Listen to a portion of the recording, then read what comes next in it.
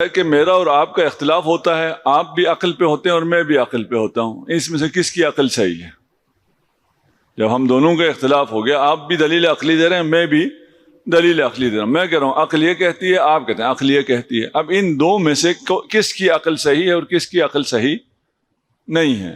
یہ اس لیے پتہ ہونا بہت ضروری ہے کہ ہم میں سے بہت سوں کا یہ خیال ہوتا ہے کہ یہ جو حکم شرعی ہے یہ میں اس لیے نہیں مانتا کہ میری عقل نہیں مانتی، اور عقل تو حجت ہے۔ جب عقل حجت ہے اور اگر میری عقل نہیں مانتی کہ بھئی یہ اتنے تھوڑے سے کیا فرق پڑ جائے گا، مجھے کہا جا رہا ہے نماز میں یہ صحیح کھڑے رہو، تھوڑا سا ہل جاؤں گا تو کیا ہو جائے گا، پیشانی صحیح سے رکھنی ہے سجدے گاہ پہ اور ٹھہرنا ہے، ٹھہرنے کے بعد استقرار ہونے کے بعد ذکر کرنا ہے، ذکر ختم ہونے کے بعد اٹھنا ہے، کیا فرق پڑتا ہے؟ جاتے جاتے سبحان اللہ شروع کرتے ہیں، ابھی بحمد ختم نہیں ہوتا سر اٹھا لیتے ہیں، کیوں فرق نہیں پڑتا؟ کہتے ہیں ہماری عقل کے مطابق کوئی خاص اس سے فرق نہیں پڑتا۔ یا اور بھی بہت سی چیزیں ہیں جو آپ کہتے ہیں کہ بھئی یہ بات تو صحیح ہے لیکن میری عقل نہیں مانتی، میری عقل نہ مانے تو مجھ پہ واجب بھی نہیں ہے۔ اب ان اختلافات میں آپ کی طرف بھی عقل ہے، میری طرف بھی عقل ہے، میری عقل کہہ رہی ہے کہ یہ چیز واجب نہیں ہے، اس چیز کی ضرورت نہیں ہے، اس کے باوجود یہ مولانا حضرات کیوں کہتے ہیں یہ چیز واجب ہے؟ میرے ساتھ ہے انشاءاللہ؟ اچھا، اس بات کو ہم نے سمجھنا ہے کہ جب آپ اور میرے عقل میں اختلاف ہو جاتا ہے، آپ کی عقل کچھ کہتی ہے، میری عقل کچھ کہتی ہے، اس کا مطلب یہ ہے کہ جو دونوں ہم کہہ رہے ہیں یہ دونوں عقل نہیں ہے، یا ان میں سے کوئی ایک عقل ہے۔ ہو سکتا ہے جو ہم لوگ بہت سی چیزیں جسے ہم کہہ رہے ہیں یہ ہماری عقل یہ کہتی ہے، وہ آپ کی عقل ہی نہ ہو، اور عقل تمام عقلاء میں ایک ہی ہوتی ہے، عقل 2 یا 3 یا 4 نہیں ہوتی، عقل کا جو فیصلہ ہے وہ ایک ہوتا ہے، عقلاء اس فیصلے کے ساتھ ہوں یا نہ ہوں، اپنے مفادات کی وجہ سے اس فیصلے کو چھوڑ دیں، وہ ایک الگ بحث ہے۔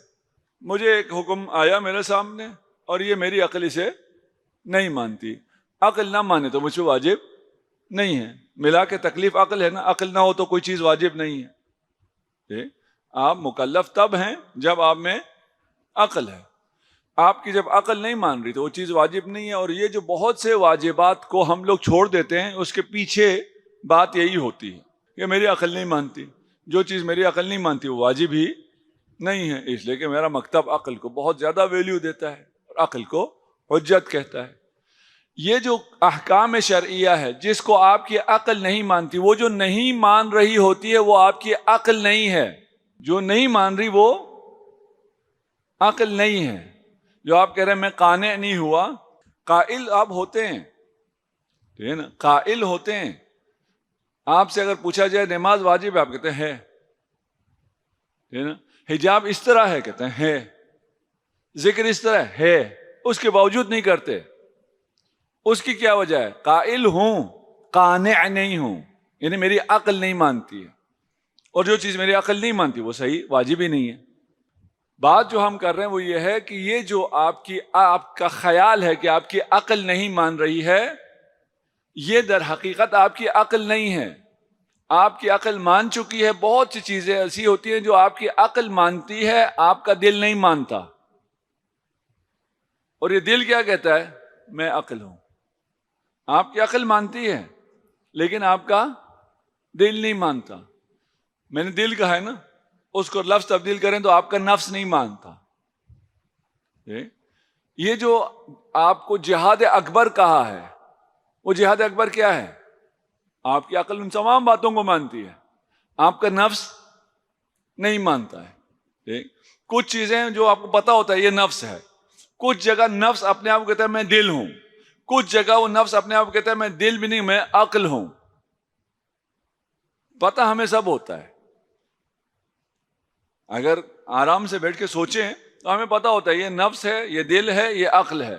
ایسی کوئی راکٹ سائنس نہیں ہے کہ ہمیں پتہ ہی نہ ہو، صرف آپ کو توجہ دلا رہا ہوں۔ جہاں پر بھی حکم شرعی آئے اور آپ کو یہ لگے کہ یہ میرا دل، میرا عقل اس حکم کو تسلیم نہیں کرتا، وہ عاقل نہیں ہے۔ جو اس خدا کے حکم کو تسلیم نہ کرتا ہو، جو خالق عقل ہے، اور آپ کو سمجھ میں آئے یا نہ آئے. یہ تو سمجھ میں آتا ہے نا, یہ تو 2 2 4 ہے. یہ حکم کس نے دیا ہے؟ خالق عقل نے دیا ہے. اس حکم کی پاسداری کس نے کی ہے؟ امیر المومنین نے. امیر المومنین سے بڑا کوئی عاقل ہے؟ رسول خدا سے زیادہ کسی کی عقل کامل ہے؟ انہوں نے اس حکم کو مانا ہے, ان کے عقل میں آیا ہے. پھر میری عقل میں کیوں نہیں آتا؟ یہ عقل نہیں ہے, یہ شیطنت ہے, یہ ابلیس کا قیاس ہے. ابلیس کو بھی جب کہا سجدہ کرو, اس کی عقل نے نہیں مانا تھا. اس کی عقل نے تو مانا تھا, اسے کس نے نہیں مانا؟ بات آپ کے ہے, آپ خدا ہیں, آپ حکم دے سکتے ہیں, آپ مولا ہیں, آپ کا حکم واجب بھی ہے, سب کچھ ہے. یہ میری عقل یہ ساری چیزیں مانتی ہے, لیکن نفس نہیں مانتا. میں بڑا ہوں, میں آگ سے پیدا کیا گیا ہوں. پھر اس نے قیاس کرنا شروع کر دیا. یہی کام ہم بھی روزمرہ زندگی میں الا ماشاء اللہ کرتے ہیں. ہر کسی کی وہ عقل الگ الگ جگہ پہ جاتی ہے. یعنی یہ عقل ہے ہی نہیں نا. یہ وہ جہاں اس کا خواہش زیادہ اسٹرانگ ہوتی ہے کہ یہ کام میں نے کرنا ہی کرنا ہے, وہاں اس کو عقل کا نام دے دیا جاتا ہے.